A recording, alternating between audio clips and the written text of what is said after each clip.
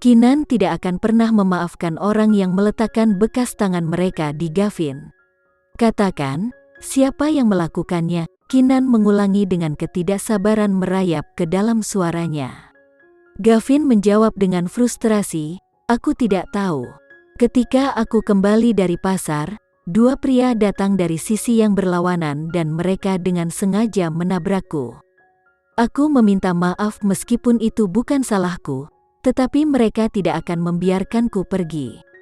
Mereka bilang mereka perlu memberiku pelajaran karena menabrak mereka dengan kasar. Kak, maafkan aku karena sangat tidak berguna. Aku mencoba melawan tapi aku tidak cukup kuat dan ada dua dari mereka. Aku benar-benar tidak tahu siapa mereka. Bayangan Gavin yang dianiaya oleh kedua pria itu muncul di benak Kinam dan nadinya muncul. Dia bisa merasakan hatinya tercabik-cabik oleh rasa sakit dan amarah. Apa yang tidak akan dia berikan untuk merobek kedua pria itu? Namun, dia mengatakan pada dirinya sendiri untuk tenang, dia harus menemukan mereka terlebih dahulu. Di mana kejadian itu terjadi? Kinan bertanya. Beberapa ratus meter di sisi itu. Ayo, ikuti aku ke rumah sakit, kata Kinan sambil menariknya. Gavin menarik dirinya dengan dukungan Kinan tapi tiba-tiba dia merasa tubuhnya lemas dan dia merosot kembali ke kursi. Dia memucat saat dia memaksakan kata-kata, Kak, tolong tunggu sebentar, aku perlu mengambil napas. Kinan melihat fokus matanya bergoyang dan kekhawatiran menarik hatinya. Tunggu di sini, Kinan berlari untuk mendapatkan bantuan keamanan dan mereka mengantar Gavin ke rumah sakit terdekat. Kondisi Gavin lebih buruk dari yang terlihat, dia menderita pendarahan dalam. Dia menahannya sampai mereka mencapai rumah sakit di mana dia langsung pingsan. Dokter berkata, situasinya bisa mengancam jiwa jika terjadi beberapa saat kemudian. Mendengar itu, kemarahan Kinan menyala lagi, marah pada Gavin karena tidak mencintai tubuhnya. Dia seharusnya meminta bantuannya ketika kejadian itu terjadi. Namun, itu bukan waktunya untuk menegur Gavin. Jadi Kinan mengarahkan amarahnya kepada dua pria yang menyakitinya. Kinan berterima kasih kepada dua security yang meminjamkan bantuan mereka. Mereka adalah pasangan yang sama yang membantunya mengusir Sarah. Sebelum kedua pria itu pergi, mereka bertanya dengan ramah, Nyonya Kinan, apakah Anda yakin tidak ingin kami melaporkan ini ke polisi? Lebih baik membawa penegak hukum jika ada hal semacam ini. Aku pribadi akan pergi ke kantor polisi nanti. Terima kasih banyak atas bantuan kalian hari ini. Jika ada cara aku dapat membayar kalian berdua di masa depan, jangan ragu untuk datang menemuiku. Aku tidak akan melupakan kebaikan yang kalian tunjukkan padaku hari ini, kata Kinan serius. Security tertawa malu-malu. Bukan apa-apa, tetapi jika Nyonya Kinan membutuhkan bantuan di masa depan, jangan ragu untuk meminta bantuan kami juga.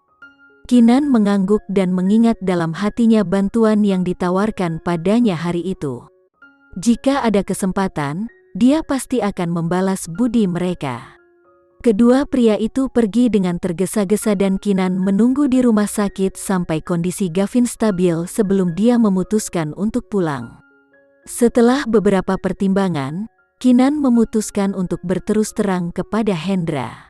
Dia meninggalkan bagian di mana Gavin hampir mati, malah mengatakan dia terlibat dalam perkelahian, menderita beberapa lecet kecil, dan harus tinggal di rumah sakit untuk observasi. Hendra ingin buru-buru ke rumah sakit untuk menemui putranya, tetapi Kinan menghentikannya. Hendra sendiri masih belum pulih sehingga Kinan tidak ingin dia melakukan perjalanan bolak-balik antara rumah mereka dan rumah sakit. Kinan berjanji padanya bahwa dia akan menjaga Gavin dengan baik dan setidaknya berhasil memberinya sedikit kenyamanan. Namun, Hendra masih sangat marah. Siapa yang akan menyerang Gavin? Dia anak yang baik. Mengapa orang-orang itu menyakitinya?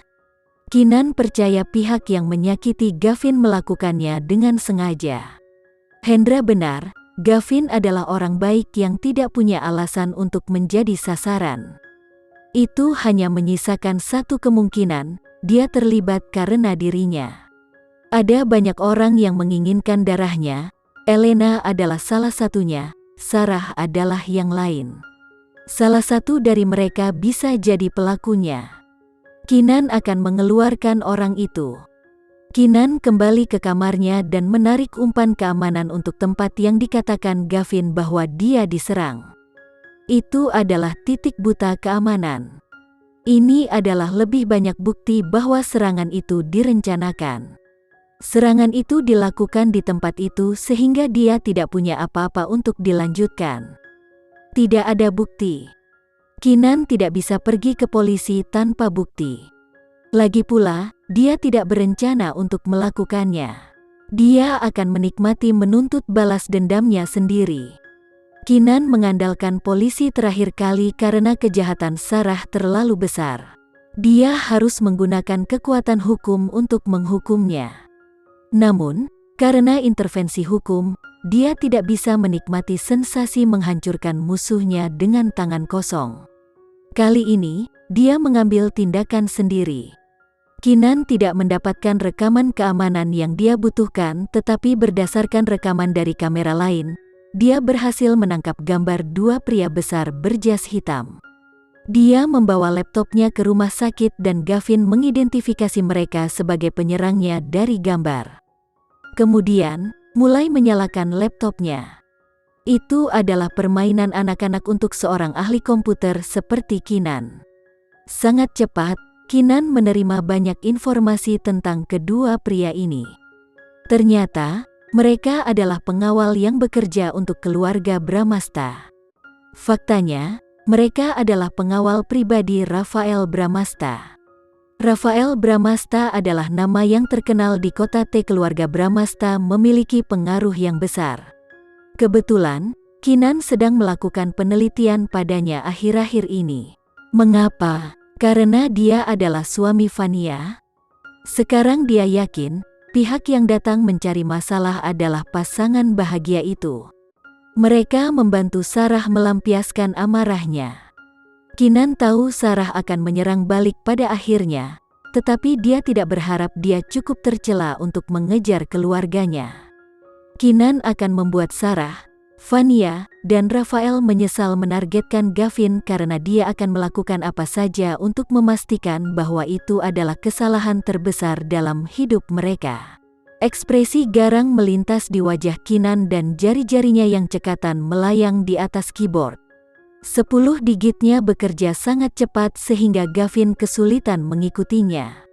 Dia tahu sebelumnya bahwa kakak perempuannya sedikit gila dalam hal keterampilan pemrogramannya, tetapi napasnya masih terengah-engah setiap kali dia melihat dia mengerjakan sihirnya. "Kak, apa yang kamu lakukan?" Gavin mencondongkan tubuh ke depan untuk bertanya. Berdasarkan konsentrasi kakaknya, dia pasti melakukan sesuatu yang penting. "Kamu istirahatlah," perintah Keenan tanpa mengalihkan pandangan dari laptopnya. Gavin berbaring dengan patuh dan berhenti mengganggunya. Sebenarnya, Keenan sedang mengumpulkan semua informasi yang dia bisa tentang Rafael. Detail pribadinya terus mengalir ke laptop Keenan. Kecepatan dan etos kerjanya tidak kalah dengan agen FBI yang sebenarnya. Sementara Keenan memikirkan cara untuk membalas dendam terhadap Sarah dan Vania, mereka merencanakan hal yang sama sebagai balasannya. Pasangan ibu dan anak itu sangat senang karena Rafael telah membantu mereka menghukum Keenan atas perintah Vania. "Sungguh sia-sia, targetnya seharusnya adalah perempuan jelek itu sendiri," kata Sarah dengan seringai jahat. Mulutnya meringkuk jijik dan marah saat menyebut Keenan. Setelah kematian Surya, dia tidak hanya mewarisi kekayaannya tetapi juga statusnya di masyarakat. Semua orang harus menghormatinya. Wanita jelek itu, bagaimanapun, punya nyali untuk mempermalukannya di rumahnya sendiri. Dia tidak akan bisa menerima penghinaan ini sampai dia melihat, dengan matanya sendiri, tubuh dingin batu jalang kecil itu. Vania menghiburnya sambil tersenyum. "Ma, kenapa terburu-buru?" Akhirnya, giliran dia. Ditambah lagi, Kita harus memastikan Kinan hidup dan sehat untuk menyaksikan kematian paman dan sepupunya.